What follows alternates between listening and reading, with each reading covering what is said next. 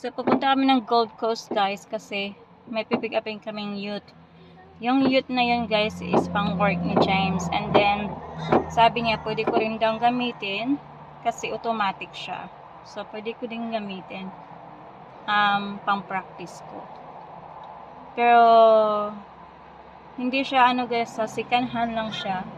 And, siguro may konting, lang, like, medyo, siguro, kung sira yung aircon or gano'n, maayos naman yun ni James kasi marunong siyang mag-ayos ng ng sasakyan.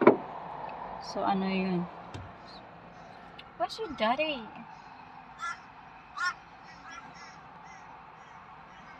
So guys, please comment down below kung alam niyo kung paano nila pina-process yung payment sa service station kung nagpapa-fuel sila. Mom, it's gonna get long in the highway, Mom. It's okay, he's coming now.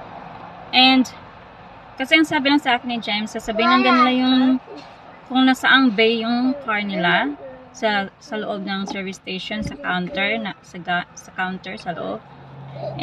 But kung sasabihin mo lang yung bay kung saan nakapark yung sasakyan mo, ang tanong ko is, paano nila nalalaman kung magkano yung fuel na pinapasok mo sa sasakyan?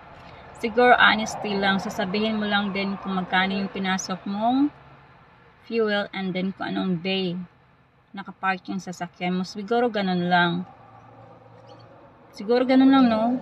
So, hindi ako sure, guys. Kasi, it's impossible naman na malalaman nila kung magkanong fuel ang pinapasok ng mga tao sa sasakyan nila sa dami-dami ng tao everyday, diba? Nagpapagas. So, siguro, honesty lang sila dito. Honesty policy lang talaga dito. And where's your dad now? I thought we're late, but he's still talking to the guy. Daddy, no.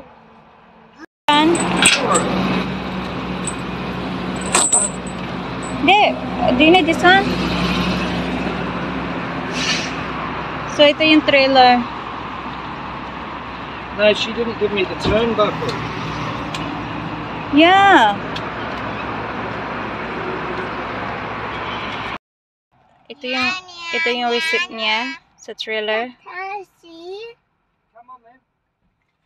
At ito yung binayaran niya, 120.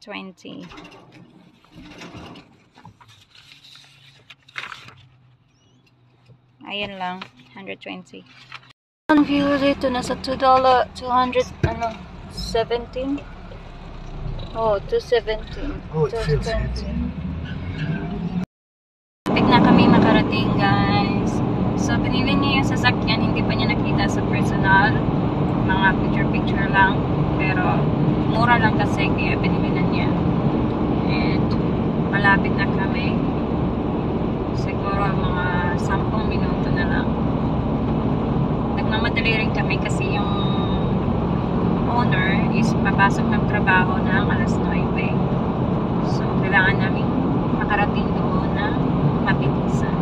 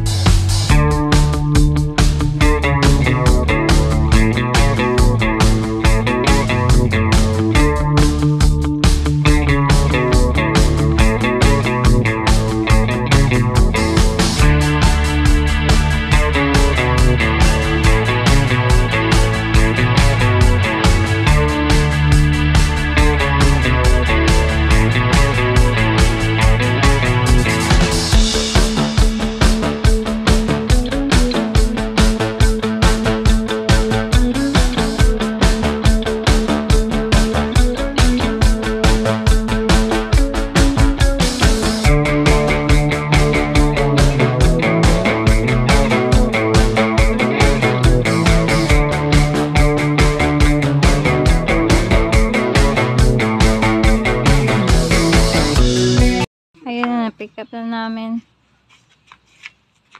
Pauwi na kami.